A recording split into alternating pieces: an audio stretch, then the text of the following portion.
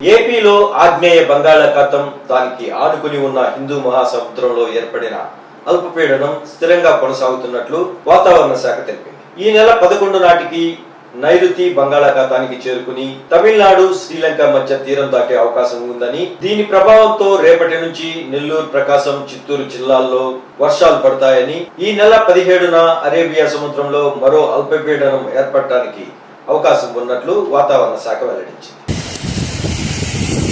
ఏపీలో ఆగ్నేయ బంగాళాఖాతం దానికి ఆనుకుని ఉన్న హిందూ మహాసముద్రంలో ఏర్పడిన అల్పపీడనం స్థిరంగా కొనసాగుతున్నట్లు వాతావరణ శాఖ తెలిపింది. ఈ నెల 11 నాటికి నైరుతి బంగాళాఖాతానికి చేరుకుని తమిళనాడు, శ్రీలంక మధ్య తీరం దాటే అవకాశం ఉందని, దీని ప్రభావంతో రేపటి నుంచి నెల్లూరు, ప్రకాశం, చిత్తూరు జిల్లాల్లో వర్షాలు పడతాయని, ఈ నెల 17న అరేబియా సముద్రంలో మరో అల్పపీడనం ఏర్పడటానికి అవకాశం ఉన్నట్లు వాతావరణ శాఖ వెల్లడించింది.